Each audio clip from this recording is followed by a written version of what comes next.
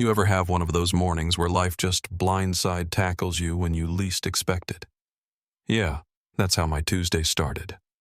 I'm gliding through my morning laps, the water just perfect, crisp enough to make me feel alive, smooth enough that I forget about everything else. I'm counting my strokes, 60-61, thinking maybe I'll squeeze in another set before coffee when out of nowhere I hear this voice just slicing through the quiet. I mean it so shrill I pop up water streaming down my face, half expecting to see somebody drowning or a kid who lost their mom.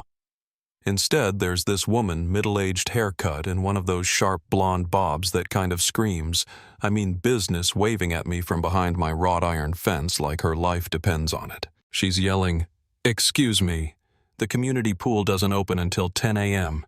You need to exit immediately," like she's about to make a citizen's arrest or something. For a second, I'm just treading water, totally thrown, 'cause, well, first off, this isn't a community pool, and second, it's my freaking backyard. So I call back, "Ma'am, this is my private property."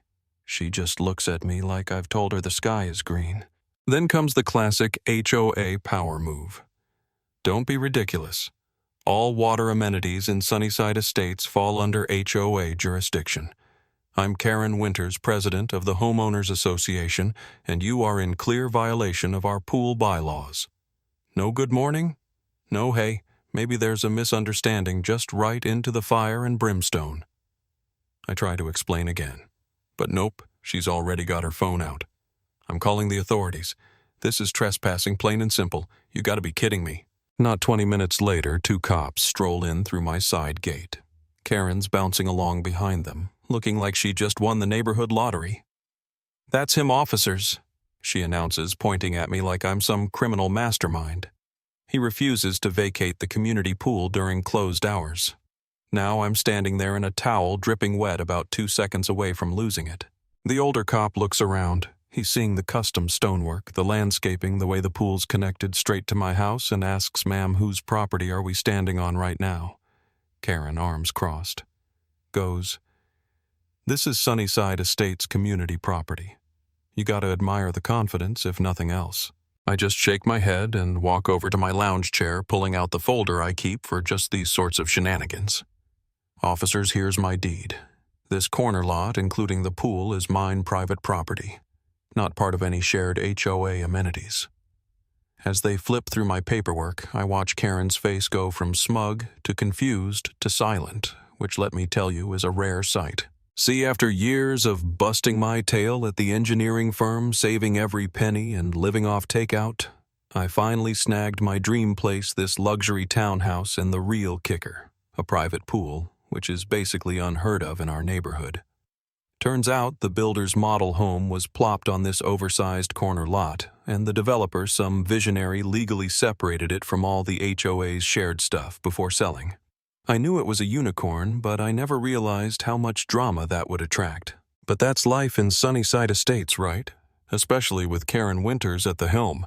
She's been HOA president for, 3 consecutive terms, long enough that people joke she'll outlast the cockroaches. She's infamous for her clipboard patrols, walking the block, jotting down every speck of dust and rogue weed, making life miserable over nothing. There's the story about how she fined one family for sidewalk chalk after 7 p.m., and another family because their mailbox wasn't Sahara beige, but desert sand. I'm telling you, the woman has a sixth sense for petty power.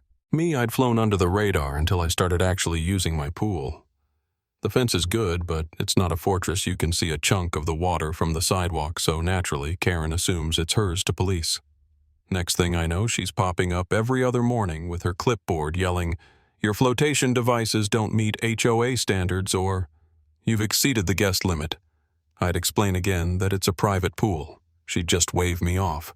All pools fall under my jurisdiction. Safety and community standards. Let me tell you, it got weird. She'd literally take pictures of my backyard from the street. One time I confronted her and she insisted she was documenting violations for the next board meeting. I showed her the deed, again, no dice. She sniffs. That paperwork is clearly incorrect. The developer would never allow a private pool. I mean, what do you say to that? But things hit the fan on my brother's birthday. It's just a simple get-together, 8 adults, some cake, some oldies on the speakers. Nothing wild. Then the side gate swings open, and here comes Karen wearing this custom HOA polo. Yes, custom, like she's in the FBI. "This is an unauthorized gathering," she screams. My sister-in-law nearly drops her cake into the pool. Community pools have a strict 6-person maximum after 5 p.m., she declares. My brother, who's a lot less patient than me, says, "Lady, this is my brother's property. You need to leave." Karen turns beet red, then whips out her phone. "I'm calling 911 to report a squatter event at the community pool." And there she is, sitting on my lounge chair, giving the dispatcher a play-by-play about aggressive trespassers who are likely intoxicated. No one's even touched a drink. About 20 minutes later, those same 2 cops show up. Karen leaps up like she's being rescued, launches into her spiel. "Officers." They refuse to vacate after multiple warnings.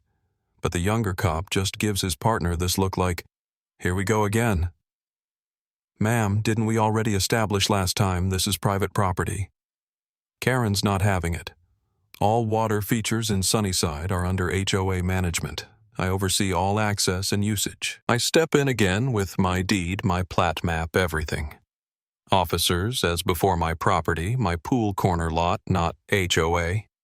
The older cop looks through the paperwork again, slower this time, then fixes Karen with this look. "Ma'am, were you aware this is private property?" She's got less fight in her voice now, mumbling. "The developer wouldn't allow." That's when my friend Mark pipes up, and here's the twist. Mark's uncle was the original builder of Sunnyside Estates. I'd almost forgotten. Actually, this lot was specifically designed as a private residence. It's all there in the development plans and the HOA docs. Karen goes pale. The cop says, "Ma'am, you've now twice entered private property after being informed of its status. You've also filed a false police report." Karen sputters. "I didn't know I'm the HOA president. All pools should be under my jurisdiction." She sounds like she's about to fly apart. The younger cop says, "Ma'am, why are you trespassing on this gentleman's property?" Karen's losing her cool. Insists she's just enforcing community standards. But it's over. The older cop asks her calmly to put her hands behind her back. "You're being arrested for criminal trespassing and filing a false police report." Karen's being led away in handcuffs, shouting about how the neighborhood will fall into chaos without my leadership. Swear to God you can't make this stuff up. For a second, the whole party's just stunned. Then one of my neighbors, who I barely realized was there, says under his breath, "It's about time someone stood up to her." And I gotta say, that felt good. Karen's day in court came 3 weeks later. She was found guilty of criminal trespassing and filing a false police report. The judge wasn't impressed by her righteous attitude. Gave her 6 months probation, 40 hours of community service, and a $2,000 fine. Best part: she can't come within 50 feet of my property. The HOA board didn't waste any time, either held an emergency vote and unanimously booted her as president for conduct unbecoming. Karen just sat there stone-faced, and when the vote was read out, she broke down sobbing about how the neighborhood needs me, all her binders, her precious clipboard. It was honestly like watching a chapter close. I'd love to say the whole neighborhood suddenly became peaceful and neighborly, but you know, life's never that simple. New folks step up, new drama, always brewing. But let's be real. Every neighborhood's got at least one Karen, right? The trick is making sure you stand your ground, know your rights, and have your paperwork handy. You never know when you'll have to fight for your own backyard. So what do you think? Was justice served, or was this just neighborhood politics gone nuclear? Ever had a run-in with a power-hungry HOA?